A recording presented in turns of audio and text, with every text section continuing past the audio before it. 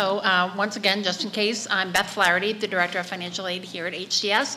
At HDS, we're a small financial aid office. We're 2 people.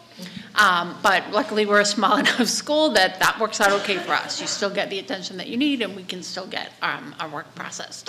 So today, what I'm going to do is just sort of walk you through the process of financial aid. We're going to talk about applying for financial aid, determining your eligibility, talk about cost of attendance, what that is, why do you care what that is, how much does it cost to attend, the types of financial aid available, how you go about applying for those.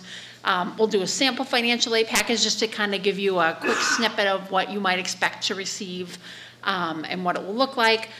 Funding your unmet need, and we'll talk about what that is. And then talking about private scholarships, I'll give you a couple of tips that I think will be helpful for applying to any graduate program for financial aid, and then contact information as well. So let's go into the applying for financial aid. I'm going to very quickly talk about the doctoral program. For students that are applying to the doctoral program, if you get admitted to the program, then you get what the package is. It's all based on merit. If you get into the program, you get what the current package is. You will be receiving those packages from the Graduate School of Arts and Sciences, which is the school that you'll be applying to, even though it's a program between both HDS and GSAS. But the funding will come through GSAS, but HDS is subsidizing some of that funding as well. And essentially what the funding is it's 5 years. My current understanding is 5 years of tuition and fees. So that's full-time tuition plus the health insurances. It's 2 years of an academic living stipend. So that right now for this current academic year, it will be in the $26,000 range. 4 years of guaranteed summer stipend, which is in the $5,000 range. So that's to go off and do whatever it is you're going to do in the summer for your research, for your dissertation. You get a 6-year of funding for a dean's dissertation completion year. So that's a year where you're just towards the end of the program focusing on your dissertation and receiving a living stipend to really concentrate on making sure that you're progressing and get out in a timely manner. And then we also have, for the years that we don't have the academic stipend, so years 3 and 4, students are guaranteed 2 sections of teaching per semester, and that amount of money is less than the academic year stipend. So what we do is we do a teaching top-off grant. So we give you a grant that is the difference between what the teaching stipend for that particular year would be and what you would earn for teaching. So it's a very generous package, and again, it's all based on merit. So if you get into the program, that's what you receive. Typically, master's students are not eligible for federal loans or federal work study because it's such a generous package. But later on in your program, when you're no longer receiving the living stipend, you may be in a position where that might be possible. But again, the financial aid is really going to be administered through the Graduate School of Arts and Sciences just for the PhD program. So I'm going to talk about applying for financial aid, and the process is slightly different if you're a domestic student versus being an international student. So we'll start with domestic students first, and this is for the MTS and the MDiv program. HDS offers both merit-based and need-based institutional grant support, and students will receive either the merit or the need. You don't receive both of them. The main difference between the merit and the need is merit is based on the strength of your application for admission. And those decisions are made by the admissions committee, and they're final made at the time of they make admissions decisions. The next question that always follows merit is, how do I get a merit? And the answer is, I can't tell you that because there isn't a formula. It's not, you get this GPA, you have this GRE score, you write a statement like this. It isn't how we work here. It's about the strength of the overall application. And it's about who's reading your applications, and those change from year to year. So what I would recommend is putting forth the best application possible that represents who you are and what you want to do, and why it makes sense for you to be here and do this at HDS. I will also tell you that we only give a small portion of merit-based aid. The large majority of our funding is through our need-based program. So typically, I would say between 15 and 20% of the admitted class is going to be offered a merit scholarship. And the merit scholarships will range anywhere from full tuition and an $8,000 stipend up to full tuition and a $10,000 stipend. Those are our top packages. Now, what happens is everybody comes into this saying, I'm going to get the merit, and we hope you'll get the merit, but the reality is not all of you will because we don't have that much funding. Many of you will meet the qualifications for it. You'll be great applicants. The problem is that we just have a limited funding for the merit awards. And so what I really want to get across to you is don't take that personally. If you don't get a merit award, it does not mean that you're not a great applicant. It doesn't mean that we don't want you here. It doesn't mean that you're not qualified to be here. It just means there's a limitation to the funding. And at HGS, we are committed to using the majority of our funding to go towards need-based aid because we want to make sure that we're supplying it to the students that really probably couldn't be here without the financial aid side of it. In terms of the merit, there is no application. So you don't apply for merit, you either get it or you don't get it. So we highly, highly, highly, highly, highly recommend that you apply for need-based aid at the same time that you're applying for admissions. So what will happen is once a student has submitted their admissions application and once our application is available, which will be in the middle of January, we'll send you an email with instructions about how to apply for aid online. And so you'll fill out both an HGS institutional application for financial aid, and if you're a domestic student, you'll do the FAFSA, which is the free application for federal student aid, which many of you are already nodding, which tells me you're very familiar with that. That form cannot be filled out until at least January 1st of 2015. The deadline for our for our financial aid application is February 16th, and that is not a suggestion, that's the rule. And I cannot stress to you enough how important it is to make sure you meet that deadline. We have had a number of students, particularly last year, a dozen of students who just assumed either that they would get merit and they wouldn't need, or that we wouldn't accept them at all, so they shouldn't waste their time applying, and then found themselves with an acceptance letter but no financial aid. And we had to put students on a wait list, and many of them had to make a decision about whether to attend or not without knowing if they had any financial aid. So don't put yourself in that position. Make sure that you're hitting all the deadlines, not just here, but at every school, because they do mean something, and you could find yourself in a situation where you're not going to get any grant aid. So please make sure that you're paying attention to your deadlines. Okay, we talked about the deadlines. For domestic students, in order to fill out the FAFSA, you have to also be a U.S. citizen or eligible non-citizen. So generally, it's a permanent resident. And if you are in default of a previous Title IV loan, we do not review you for either federal or institutional aid. If you currently have a default of a student loan and you're in the process of getting that resolved, I would recommend just reaching out to us, send us an email, give us a call, and we can sort of talk to you about how that process will work for reviewing you once you've gotten that situation resolved. When you're filling out the FAFSA, something that's very important is to make sure that you're using the HGS school code, and our school code is E00210. This is also on our website, so you can find that there. If you didn't catch it, you don't need to worry about writing it down.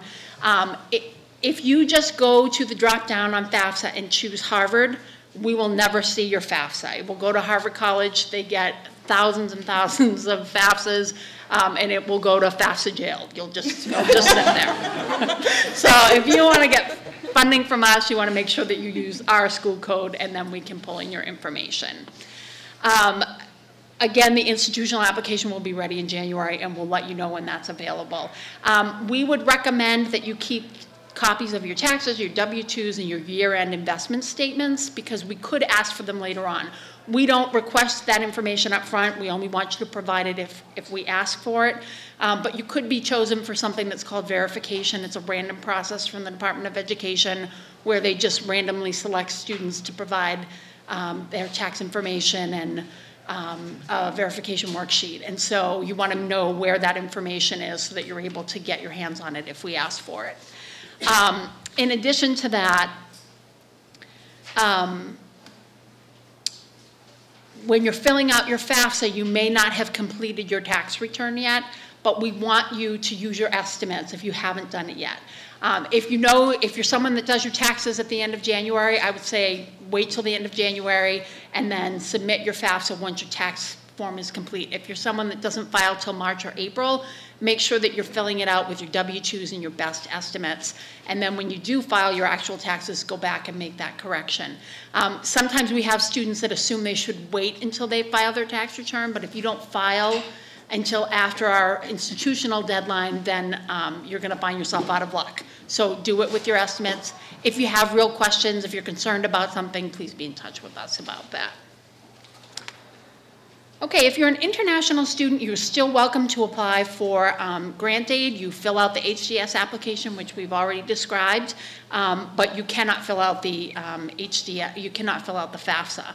And so it's important for international students to understand that what you'll be receiving from us is grant aid, but there won't be any loan options available to you unless you are eligible for an alternative loan using a U.S. cosigner, which is sometimes hard to come by. If anyone's applying to the THM program, that happens to be the one program where we do not offer institutional aid for that program.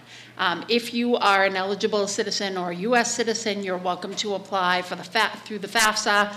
And then once you've been admitted to the program, you can contact us and we can talk to you about what your aid eligibility would be for federal loans and or perhaps work study. But we don't offer grant aid for that program. So when we determine your eligibility, we put it in a magic 8-ball and we just shake it. And we say, will Joe Smith get a financial aid award? And whatever it says is what happens. I'm just kidding. That's not true at all. What we do is we sit down with your information and we look at it as comprehensively as we can. So the FAFSA tells us basic information about your taxes, but the institutional application will give us a little bit more information about your assets and your resources so that we can sort of get a whole picture of your financial situation. Now, keep in mind that the information that you're putting on the FAFSA is going to be your 2014 tax information, which may not be reflective of what your situation is going to be when you're back in school as a full-time student. So if you feel like there's something that we're not aware of that we should be aware of, we would encourage you to, after you submit your application for financial aid, send an email to the financial aid email, and I'll give the information, the contact later, but it's also on our website. Send us an email telling us what your extenuating circumstance is so that we can put that with your file, and when we review it, we can look at that. And if you have questions, if you're worried about something in particular, certainly reach out to us. But I would say in most cases, even if you think it's questionable whether or not you might qualify for need-based aid, apply anyway, because the worst that can happen is you submit an application and we say you're not eligible. But better to know that than to have just assumed that you wouldn't be eligible. So when we're determining your eligibility, we're looking at, for need-based aid, we're looking at your demonstrated financial needs. So what we do is we take your cost of attendance, and keep in mind that I'm using 14, 15 figures because we haven't determined the 15, 16 figures yet. So our cost of attendance for this year is $50,550. And what we do is, just as an example, I came up with an EFC of $12,500. So that's an estimated family contribution, and that's based on the information on your FAFSA. So that's an estimate of what, over time, they believe that you can contribute to your studies. And from that, we subtract that from the cost of attendance, and then we get your need. So the need in this case would be $38,050. And so that's part of what we use to determine students' eligibilities for need-based grants. The one thing that I think is important to keep in mind is that sometimes your EFC will come back and you'll see your EFC is 0, and you'll think, great, that means I'm going to get everything that I need. But the reality is that we don't have enough grant aid to award a student up to their cost of attendance only with grant aid. So there are limitations. While we do have very generous funding, and I think especially compared to many of our competitors, we have very generous packages, it's good to set a realistic expectation of what that will be, because it won't cover everything. Because I'm going to let a cat out of the bag. Grad school is not free. There is some money required. And at HDS, we really think of your education as a partnership between you and us. We're going to do some work to help you figure out your eligibility for institutional grants. We're going to help you work through work study. We'll talk about your loan eligibility. We'll give you ideas of where you can look for private scholarships. You'll then go and look for lots of them, we hope. So we're going to do this together, but there is an expectation that some work is required on your part. And some of this, how you're going to pay for grad school for many of you will include student loans. So it's really good to start thinking about how much do you feel like you can carry? How much are you willing to borrow? What's your threshold for debt? Some of you have never thought about this. This is a great question to ask yourself. And then think about, for the career I'm going into, will I be able to repay this over time? And there's, we're here to help you sort of talk through these things. So if you want someone to say, if I borrowed X amount of money over 2 or 3 years, what would this look like? What might my repayment be? I'm happy to talk through that with students. I'm happy to do that on the phone. I can do it in person if you're local. We can do it through email. There's lots of opportunities for us to sort of converse back and forth so that you can sort of get some good information about what your situation might be like. But it's important that you understand that you are the beneficiary of your own education, so it's not unreasonable for us to expect you to do some of the work and figure out some of the financing too. So in terms of our need-based grant assistance, we have 3 tiers of funding. We have a half tuition grant, we have a 3/4 tuition grant, which is essentially 75%, and a full tuition grant. So in the need-based program, we don't give out any stipends, but we do cover portions of the tuition. I think something that's really important for students to understand is a large majority of our students are receiving some sort of institutional grant aid. It's generally in the 90% range for the master's students.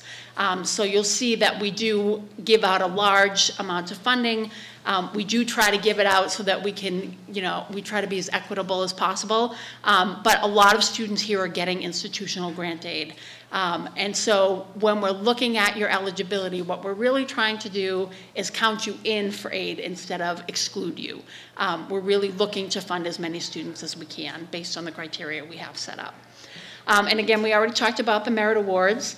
I also do want to mention that the merit awards are based on the program that you apply to. So if you apply as an MTS and then decide that you're going to switch at some point to an MDiv, that merit award is not transferable. You can apply for financial aid in your 3rd year. You'd apply for need-based financial aid, and you'd be considered for grant aid, but the stipend would not extend into the 3rd year. So just something to keep in mind when you're thinking about if you're kind of in between programs.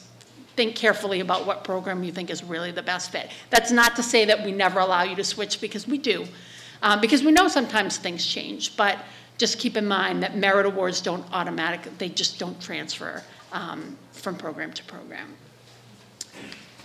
Okay, so let's look at what the cost of attendance is, and I'm going to start moving through this pretty quickly because we do want to give you an opportunity to ask some questions. But essentially, we're required by the Department of Education to come up with the cost of attendance, and that's a basic estimate of what we think it's going to cost you to come to school and to live while you're here.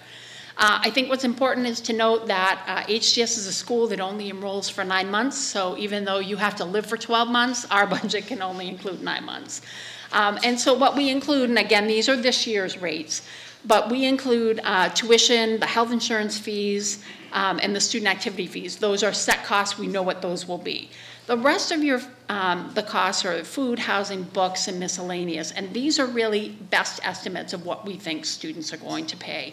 I'll call your attention to the housing part of it because that's usually a student's biggest expense. We allow for a little over about $1,100 a month, and our assumption is that you're going to live with roommates. So if you're going to live by yourself, you can expect to have higher costs. So keep that in mind because we can't tailor your budget to what your actual costs are. The Department of Education is very clear. We can't include things like discretionary funding. So if you have car payments, credit card payments, things like that, we can't increase your budget to allow you to borrow to cover those things. So this is a good opportunity. If you do have consumer debt, this would be a great time to try to either pay it off or get it as low as you can.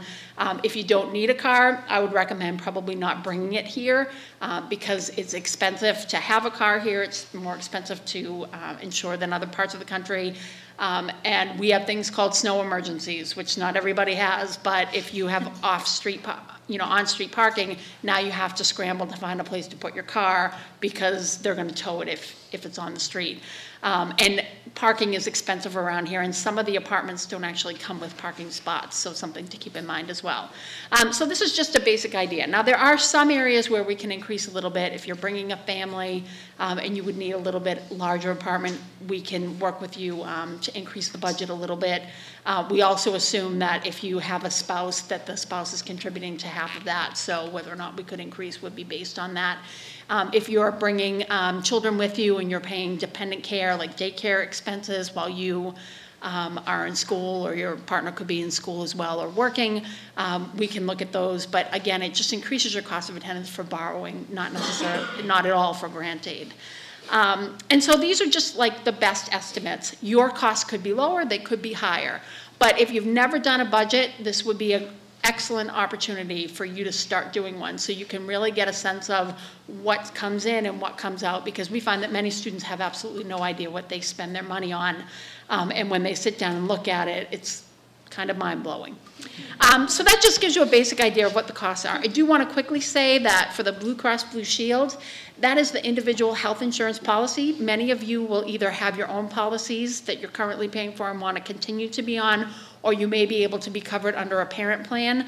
If that's the case, with proper documentation, you can waive this fee, but when you do that, we deduct that from your cost of attendance, so keep that in mind. What doesn't get waived is the UHS fee, the University Health Services.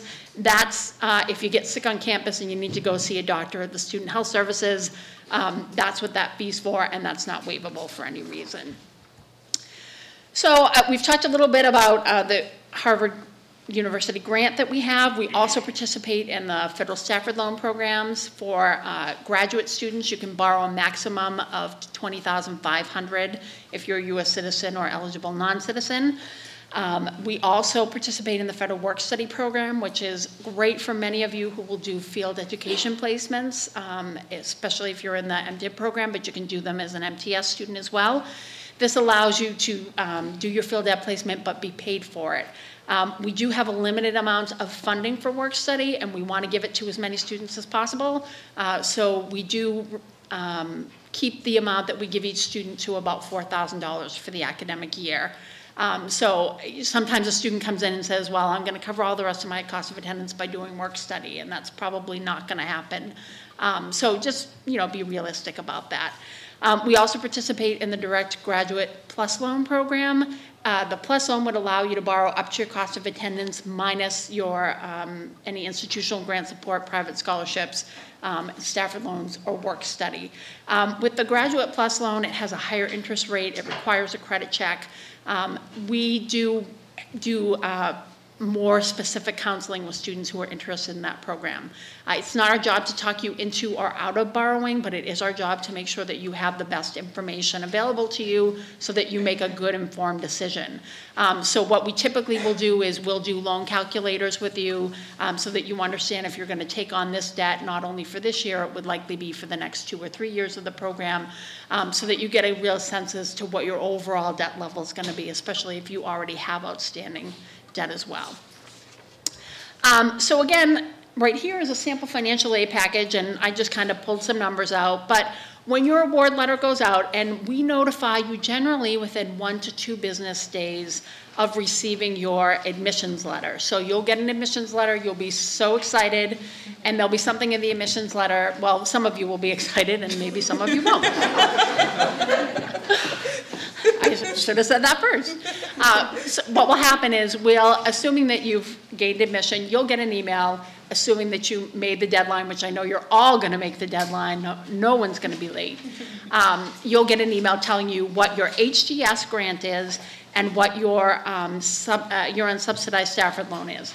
What we do is we give you the best grant package that we have to offer. We don't negotiate because we feel like we owe it to you to give you the best offer we have going forward, and then you use that information to make your decision.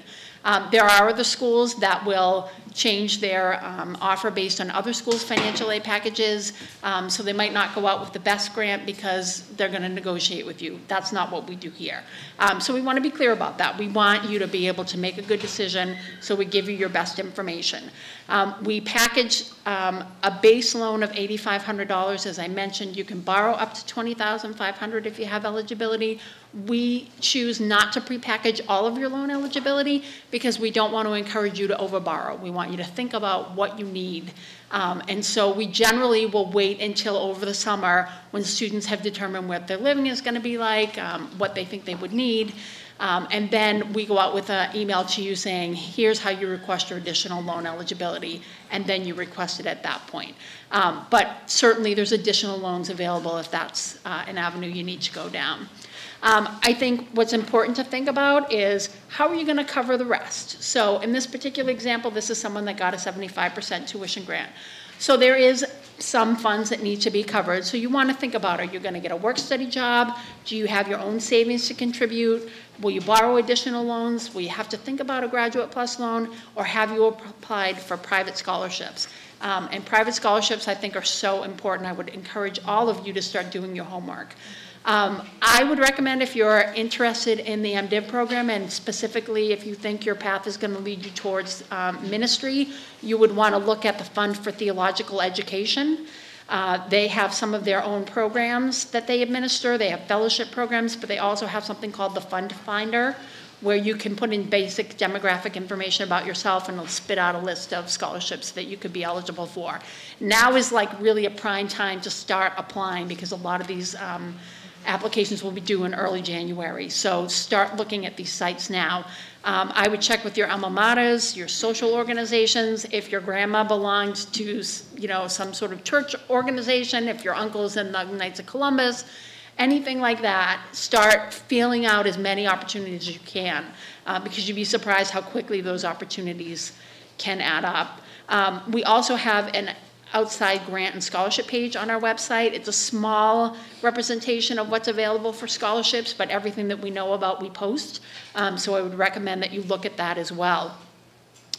The way that we handle private scholarships at HDS is we use it towards your unmet need first.